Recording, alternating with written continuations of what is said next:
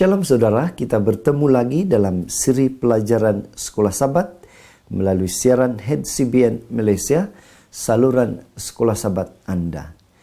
Kita akan meneruskan kupasan pelajaran Sekolah Sabat untuk pelajaran yang keempat, tarik 28 Januari 2017, yang bertajuk Kepribadian Roh Suci.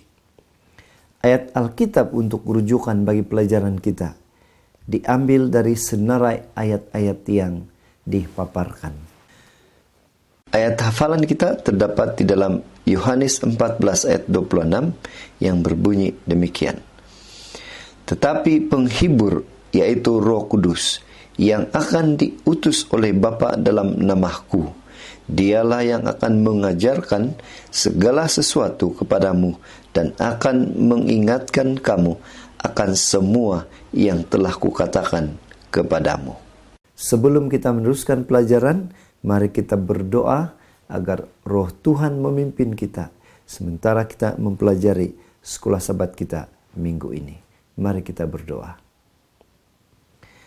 Tuhan Allah Bapa yang bertakhta dalam kerajaan sorga, terima kasih kesempatan yang begitu indah ini untuk kami mempelajari, untuk kami mengupas pelajaran Sekolah Sabat. Pimpin kami Tuhan, bantu kami melalui Roh Kudus dari surga, supaya apapun yang kami bincang, apapun yang kami bahas itu akan kami fahami dan dapat kami kongsikan kepada sahabat-sahabat yang lain. Dalam nama Yesus kami sudah berdoa. Amin. Saya percaya saudara-saudari sudah mempelajari serba sedikit pelajaran Sekolah Sabat kita, di mana kita mendapati bahwa seringkali Alkitab menggambarkan Roh Suci itu sebagai yang tidak berkepribadian, seperti angin dan api. Dari hal itu, maka sesetengah orang mengatakan bahwa Roh Suci itu adalah sejenis kuasa atau tenaga ilahi.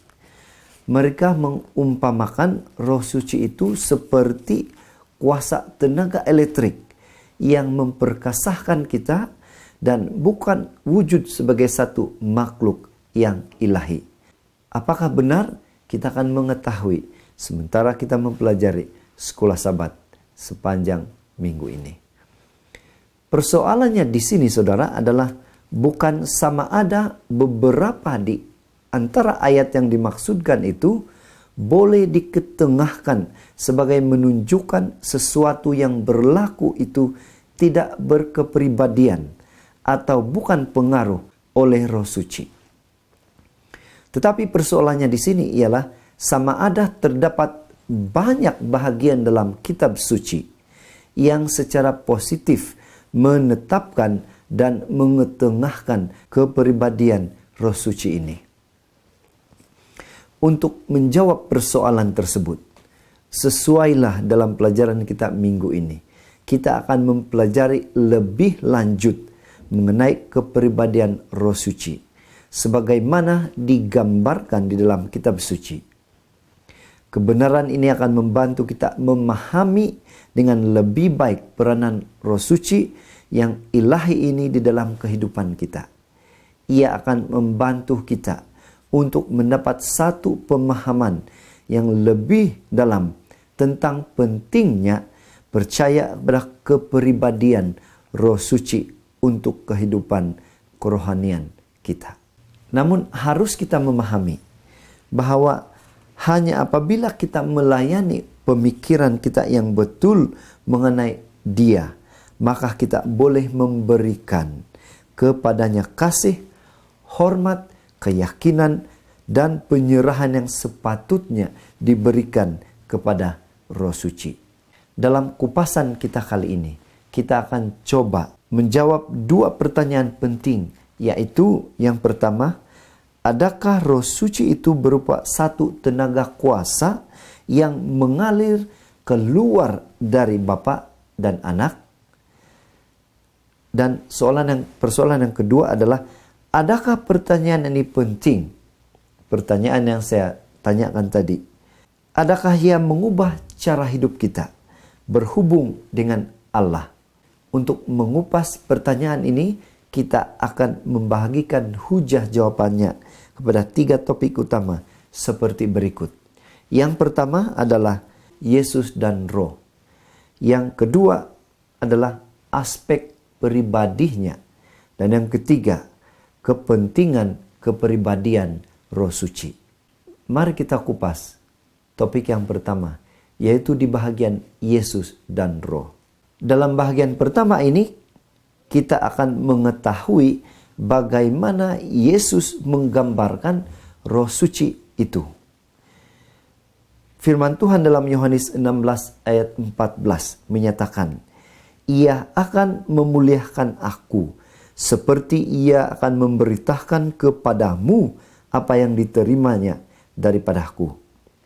Dengan kata lain saudara, Yesus berbicara mengenai Roh Suci itu sangat penting dan mulia.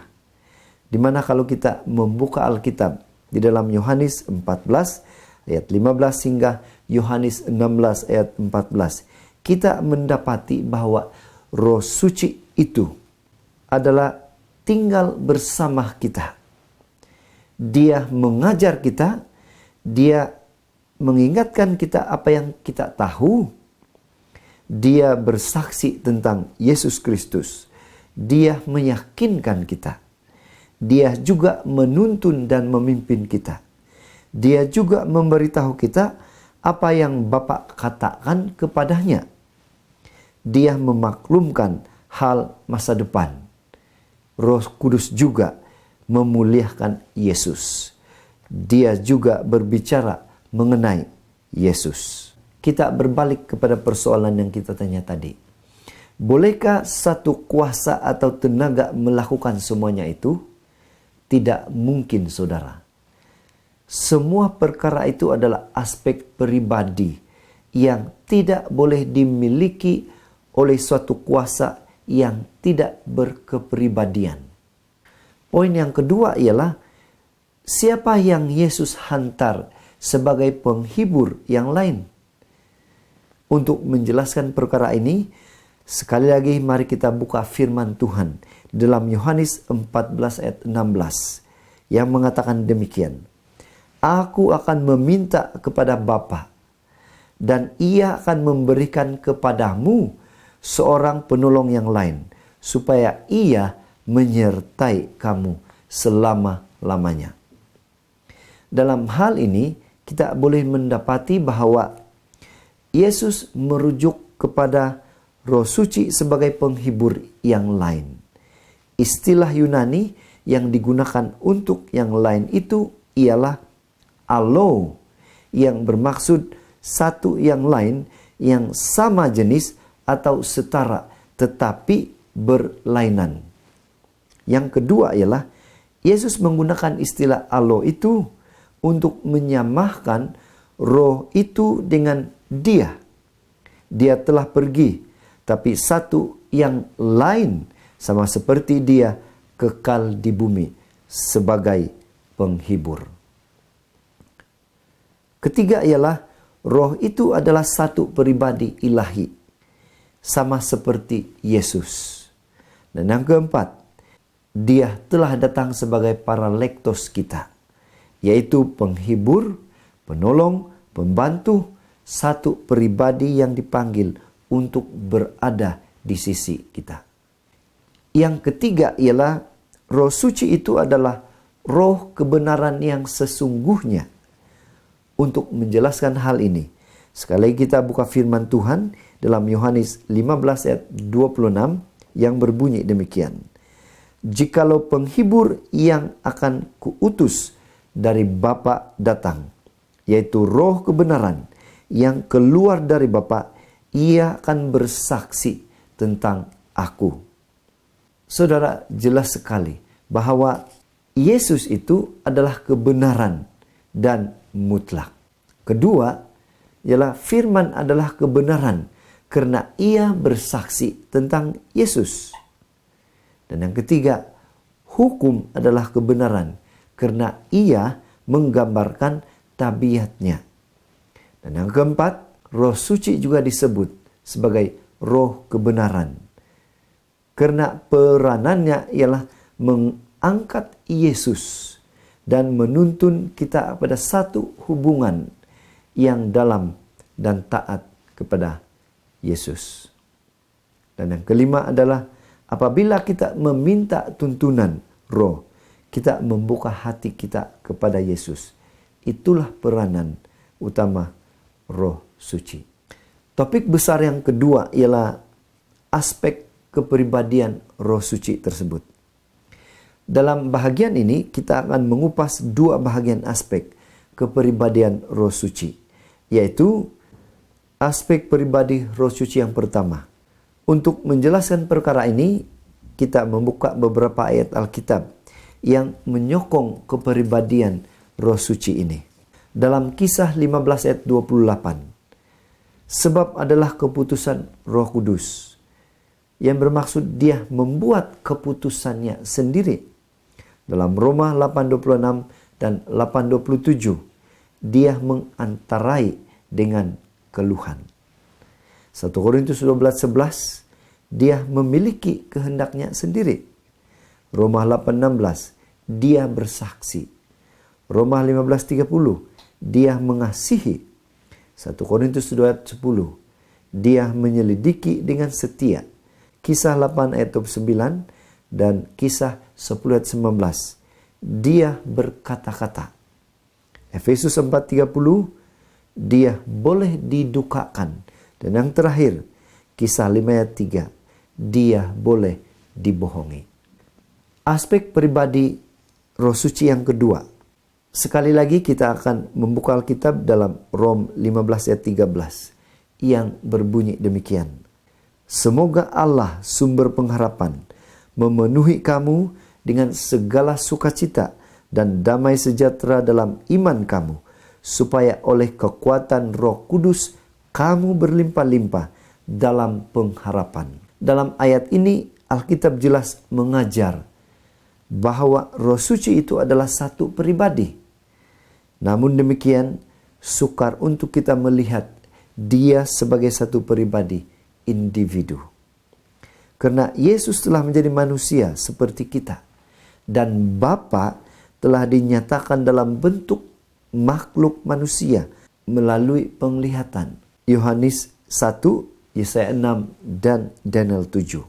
Manakala Roh telah dinyatakan dalam bentuk burung merpati atau api, yang kita boleh dapatnya dalam Lukas 3:22 dan Kisah 2 ayat 3. Tetapi Roh Suci itu bukan suatu kuasa atau suatu tenaga. Itu sama sekali tidak masuk akal. Bagaimana mungkin kita boleh berbicara mengenai kuasa pada Roh jika dia adalah kuasa? Roma 15:13. Bagaimana mungkin dia boleh bertindak bersetuju jika dia adalah satu kuasa dan bukan individu berkepribadian? Bolehkah kita dibaptiskan atas nama dua pribadi dan satu kuasa? Matius 28 ayat 19. Oleh itu, jelas kepada kita dari dua aspek kepribadian Roh Suci, sesungguhnya memastikan kepada kita bahwa Roh Suci itu mempunyai pribadi seperti yang dijelaskan dalam firman Tuhan yang kita sudah pelajari bersama. Seterusnya saudara, mari kita lihat hal yang berkaitan, yaitu topik besar yang ketiga, yaitu kepentingan pada kepribadiannya. Kita dahului dengan membaca tulisan Paulus dalam Efesus 2 ayat 18 dan 19 yang berbunyi demikian. Karena oleh dia kita kedua pihak dalam satu roh beroleh jalan masuk kepada Bapa. Demikianlah kamu bukan lagi orang asing dan pendatang, melainkan kawan sewarga dari orang-orang kudus dan anggota-anggota keluarga Allah. Apakah perbezaannya di antara jika roh itu adalah suatu kuasa atau tenaga dan jika roh itu adalah suatu oknum yang berkepribadian? Kita pergi kepada bahagian pertama, yaitu jika roh adalah satu kuasa, berapa banyak kuasa yang saya boleh miliki. Apakah saya boleh memilikinya? Ya, saya boleh memilikinya. Sesuatu yang bukan pribadi bagi saya. Ya, sesuatu yang saya gunakan untuk memenuhi rencana saya. Dan kuasa itu tinggal dalam diri saya. Di mana penyataan ini sangat bertentangan dengan kepribadian yang sesungguhnya Roh Suci itu. Jika roh adalah pribadi, persoalan berapa banyak diri saya yang dia boleh miliki. Dia boleh memiliki kita. Dia boleh memiliki saya. Dia juga sahabat yang mengasihi saya. Dia menggunakan saya untuk memenuhi rencananya dan juga boleh menjadi bait Allah yang kudus. Oleh itu jelaslah kepada kita bahwa adalah sangat penting kepribadian Roh Suci ini dalam kehidupan kita. Yang kita boleh jelaskan dalam 4 pokok utama berhubung pentingnya kepribadian Roh Suci itu. Yang pertama adalah Allah tinggal di dalam diri kita dalam pribadi Roh Suci. Jika kita menerima hakikat itu, maka kita akan membiarkan Dia menyediakan kita untuk melakukan pekerjaannya, mengubah minda kita dan membuat kita semakin lebih menjadi mirip Yesus setiap hari. Yang kedua adalah roh itu adalah hubungan yang mengaitkan di antara Bapa dan Anak dan kita. Dan yang ketiga, oleh karena kita adalah orang berdosa, maka kita harus berserah sepenuhnya kepada Dia. Dan keempat, kita harus meletakkan hidup kita pada tangan Dia yang mengasihi kita, menuntun hidup kita, mengeluh untuk kita, dan rindu untuk bertemu kita muka dengan muka buat selama kekekalan. Oleh itu dari pelajaran Sekolah Sabat kita minggu ini, kita dapat menyimpulkan apabila kita membuka hati kita kepada pelayanan Roh Suci dengan menyadari bahwa Dia adalah wakil pribadi Kristus, oknum ketiga dan ketuhanan, maka Dia akan menyatakan Yesus kepada kita dalam segala keindahannya dan memuliakan Kristus yang dinyatakan di dalam hidup kita. Semoga kupasan Sekolah Sabat minggu ini dapat membantu saudara-saudari dalam pembelajaran yang akan datang. Shalom, kita bertemu lagi dalam seri pelajaran yang akan datang. Tuhan memberkati. Mari kita berdoa. Tuhan Allah Bapa, terima kasih karena Engkau sudah memimpin kami, menyertai kami. Kami percaya sebab sedikit pelajaran itu akan membantu dalam pembelajaran kami seterusnya.